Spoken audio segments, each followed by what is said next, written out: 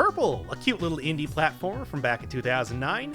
Maybe one of my favorite indie games of all time. I mean, first off, I absolutely adore the aesthetic. It's got a good difficulty curve, and it's got a huge amount of variety in this game. I mean, they are introducing new stuff right up and through the final levels of the game. It's great. And I have been planning to do this on the channel for actually quite a while now. Last September, I even put up a video for World 1 of this game, but never really continued it past that point since I felt like, I'm not really doing the game justice. But I think that now's about a good enough time to kind of return to it. I mean, no time like the present, after all. So let's check out Purple.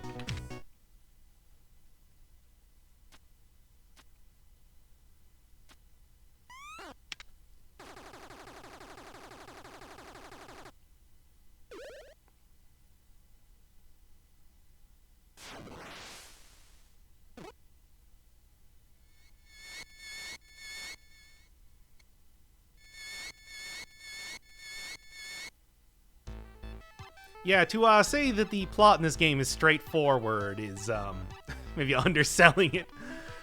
So anyway, first thing to note here is that, yep, it is very much Super Mario World inspired. So you get this cool little, that can happen too. I didn't even mean for that to happen. But yes, if you're on a level that does not include a level on it, there is a little mini-boss fight. Thankfully, I got maybe one of the easiest possible. And yes, big theme of the game is going to be fighting demons. But I'll probably talk about that a little bit later, since that was entirely unintentional. Yeah, very Super Mario World inspired. So you got multiple little paths, and just in general, a bunch of overworlds that I'm going to be going on throughout the game. Alright, so you got a little bit of preview in that during the mini-boss fight against demons. And just demons, a lot of demons on the channel. But anyway, basics of this game is just you got your basic Mario jump.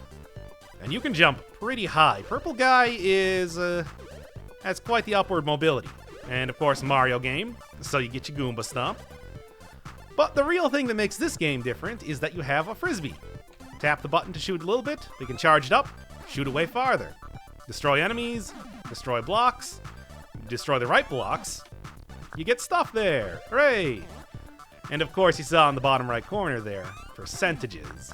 Yep, this game is very much a collectathon. Don't even think that, like, that is like a core part of this.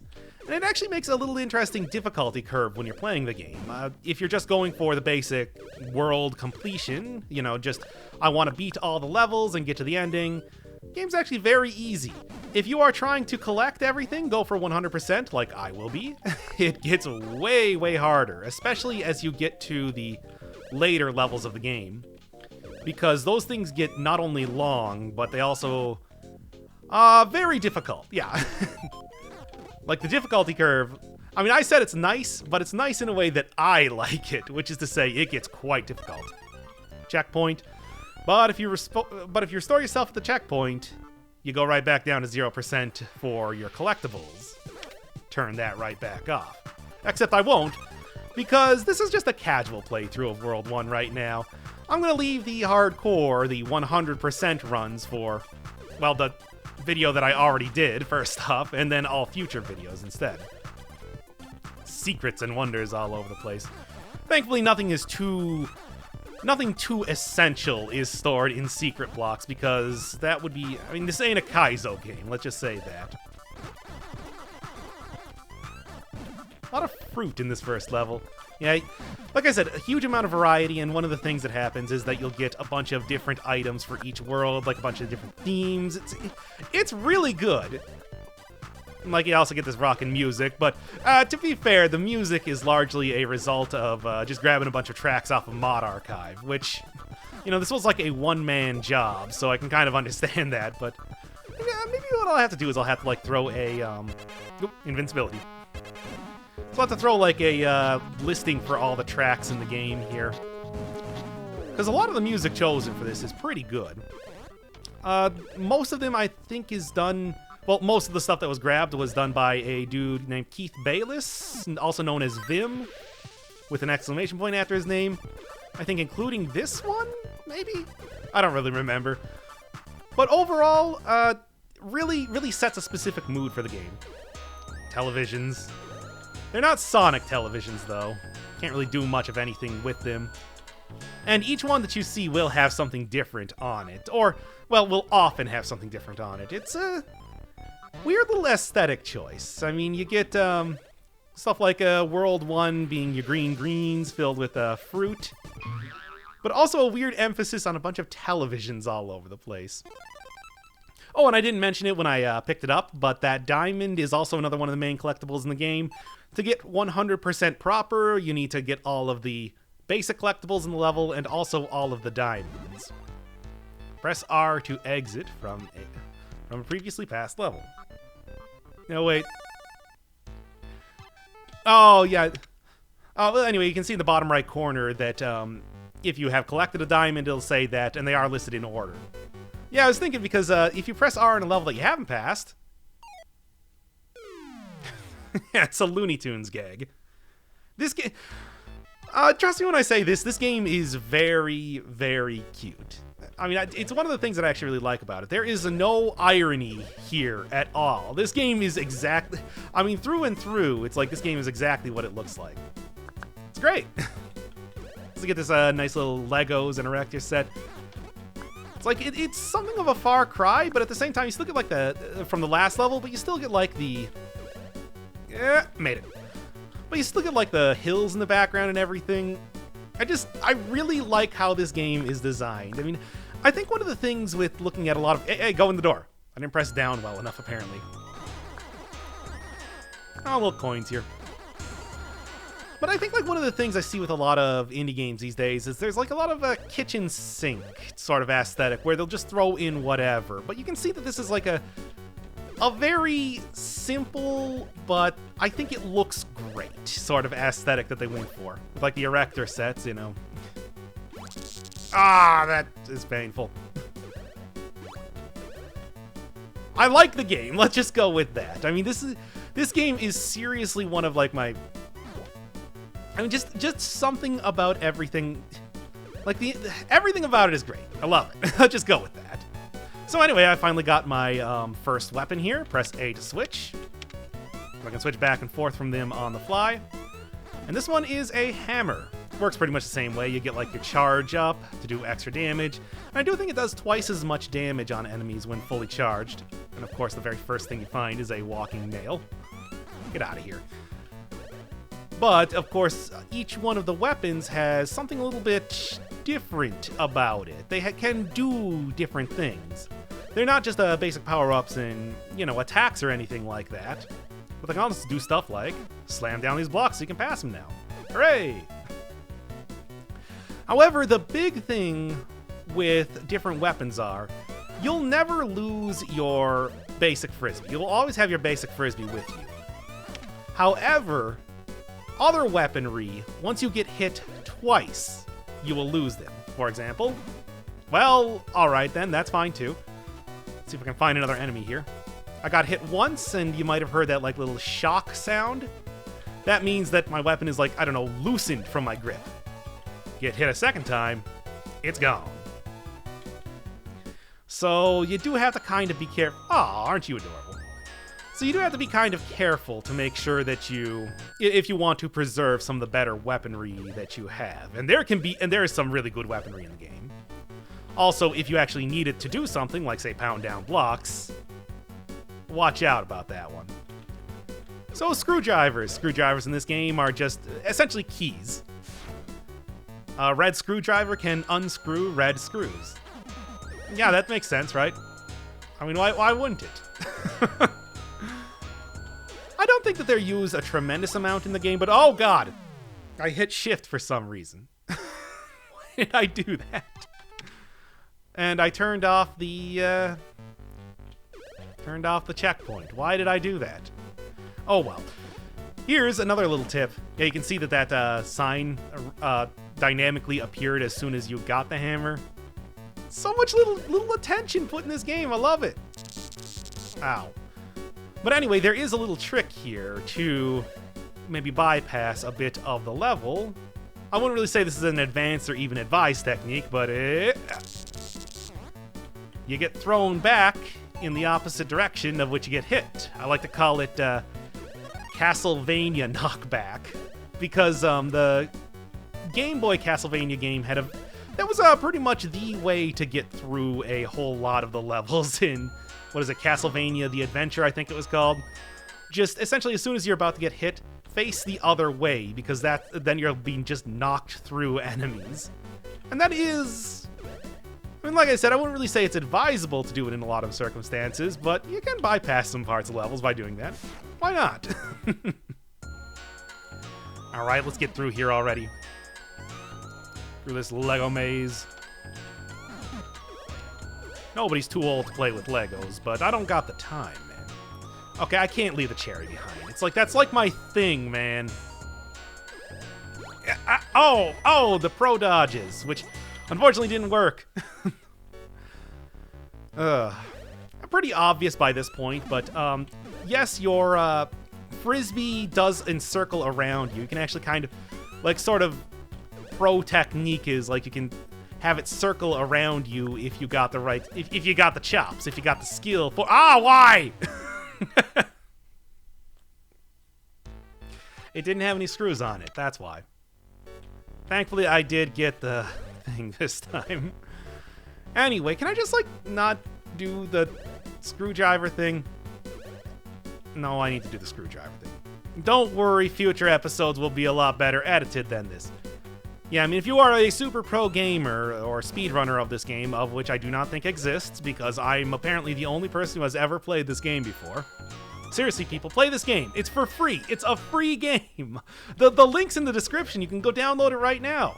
Show your support for this nearly 10-year-old game. Well, still good. I'll also throw down a link with every episode to the creator's YouTube page, who also has a full playthrough of the game on that, if you just want to see it without commentary or me screwing up all the time.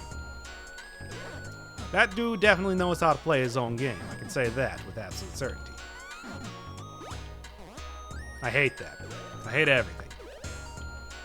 I am going to have to go try to get another...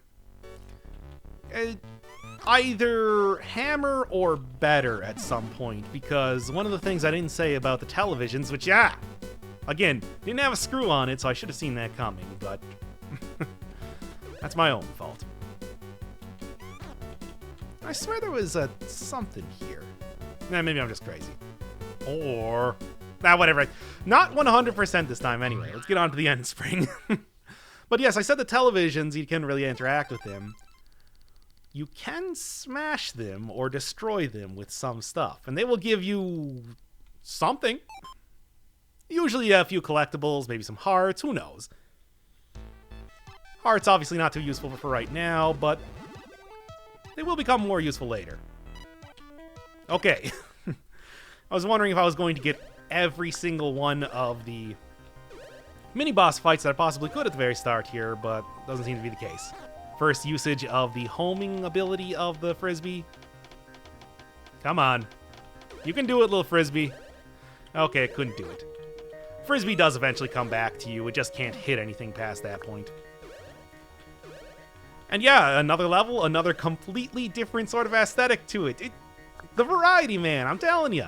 And I think that actually the way the game works is that every single level introduces a new type of enemy, like bare minimum. And on top of that, you might also get some new mechanics, maybe some new interactable stuff. For example, darkness in this level. I don't like this guy. Get over here. Get over here already. It's very hard to see you right now. Dark was the night, man. Let's get through here already. Of course, I'm sure you can probably guess right now. Yeah, there's a whole ton of stuff hidden around in the darkness here. And not just deadly traps, but...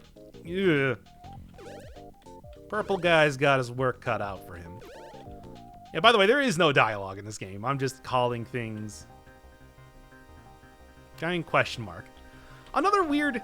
along with televisions, another weird little quirk of the game is just occasionally seeing random question marks around. I don't know why, but they're around. Hidden in the darkness, like I was saying. All right, just give me a second.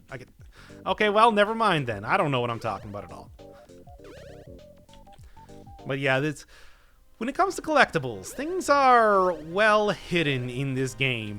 And honestly, having the creator doing a 100% playthrough on the channel maybe did help me quite a bit, finding out where some of the more cleverly hidden secrets were. Yeah, whatever. I never play games blind anyway. You know that I'm going to be... I wouldn't really call it cheating, but utilizing all the resources at my hands, let's say that. Oh, hell yes, the Plasma G. And there's your first example of destroying a television. This thing is the best. Fully charged, it will do twice as much damage as your basic Frisbee, but also, yeah, a little bit of hang time when you get in the air now. That alone is 100% worth finding one of these and trying to keep it in through levels as best you can. Like I said, 2 hits and it's gone though, so be careful. Also, that is how I would get to the top of that. Well, a lot of this stuff, really, I mean, I'm, sort of explaining it right now. You can see it in action probably a lot better in the previous version, but I wanted to put up a redo of World 1 while I'm, just to kind of, at least, so it's not, hey, why is there a part 2 of this series? Where's part 1? It's like, oh yeah, that was a year ago. I mean, I did that with Brainlord, but that was Brainlord. Fun fact, the original episodes of those series were uploaded at the same time. Purple Part 1 and Brainlord Part 1. I don't really know why I thought that was a good combination, but here we are. Unique enemy for this level is those little hooded, or I'm not entirely even sure what they're supposed to be. But the kind of blue and black dudes hanging around. Not too threatening, but they will jump at you kind of irritatingly, much like the mini-boss that oh god, I almost thought I was going to die there. Oh, well, not getting that. But, they're not nearly as threatening as the mini-boss that I fought at the very start of the game, but hey, keep a lookout for them. They take quite a few hits to take down. I also think that they don't really appear too much in the game, mostly just in these, dark levels, the moon levels. World 1 is mostly a very simple introduction to the game. I mean, you can already see that the F there is the final level of the world, which I guess is what F means. I don't really know. Or maybe that level just failed biology. I don't know. That's equally possible in my mind. Anyway, going back to World 1 here, because there was that one mysterious TV, and obviously... Oh no, why? And obviously no way to... Well, there was no way to get any sort of... I don't actually want to do that. I think that's a different Frisbee, which cannot break television. There's no way to be able to break televisions in World 1. You have to bring a little bit of outside resources, something that comes up in the game a little bit. Usually for some of the more difficult to find secrets, but... Oh my god, am I gonna... Well, go back and watch the original World 1 video for that. This is just the basic introduction to the game. Ah, dang. Another one of these demon guys. And when he has some sort of, like, specialized... No, he's just got a basic Frisbee. These guys can also carry their own versions of weapons that you can get. For example, I could find one with a hammer or a plasma gun, or something worse, perhaps. But this guy's just got a basic Frisbee, so he went down like nothing. Minions of that big demon guy that I saw earlier. Also, yes, if you do not like get 100% and are trying to traverse around the worlds to, say, go back and do a level again, those mini-boss fights can be incredibly obnoxious. Did you get that this game was largely inspired by Super Mario World yet? That said, this song, Sticky Things, man, even a Potaboo, or Lava Bubble, they're called these days. Called Potaboo back in Super Mario World days, not no more. I've always said I am slave to nothing if not canon names for stuff. But yeah, if you didn't get the Super Mario World references before, I think Lava Castle should make that extremely clear at this point. Also, switches like this, it's just... Rolling Cat, the developer, was going all out. I'm just gonna let you die there. Oh, this thing. Hey kids, you like Yoshi's Island? That's right, touch fuzzy, get dizzy. Obvious reference, even screwing around with like the UI and everything too, along with making it just impossible to move anywhere.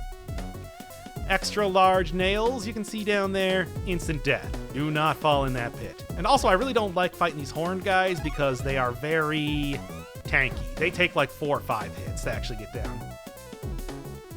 Cute checkpoint. Anyway. Okay, good screwdriver, and you can see clearly the boss door, like straight out of Super Mario World. It's a little less obvious with the references later on, but for right now, just kind of enjoy it as it is. Cluster Frisbee. Shoot it out. Cluster. Alright, gotta be a little bit careful with this one because there's a lot of instant death spikes down there. Again, you might be like, oh, this game doesn't seem too bad, so oh, it gets so much worse later. And also, those ones are super difficult to get if you're going for the 100% run in a level. Because they will usually fall into things that'll just straight up hurt you. This is a very cute little design. Again, I just want to say I absolutely adore this game, and if I get like even one more person to play it, my goal is complete.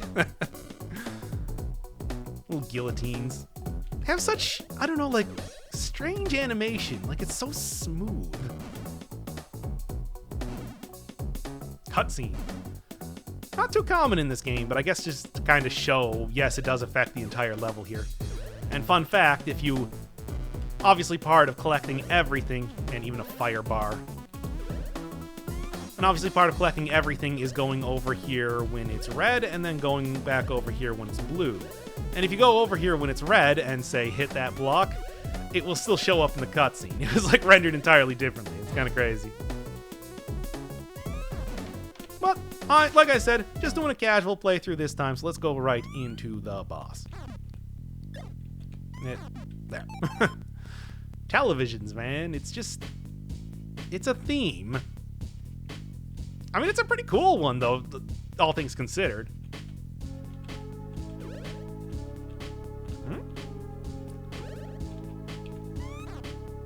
Just a random trash can. Oh, somebody threw away a checkpoint. So, that's your boss. They usually tend to come in this sort of introductory television appearance. Man, I don't know. And here he is. This dude is named Mr. Happy Man. He is just nothing. Like every other boss in the game has so many more mechanics. We're talking like 5 or 6 different things, multiple phases, all that sort of stuff. Mr. Happy Man will shoot out his head and walk towards you and jump. It's like, what a boss. What a guy. Oh, just trust me, as soon as I get to like World 2, it's such a huge gulf of difference, the second world boss. But that will be for next time. Well, right now, that's World 1 complete. Sure did. Very old school sort of screen here. And also, you get extra health by beating a world. And now, time to finish what I started 1 year ago. Finally going to World 2.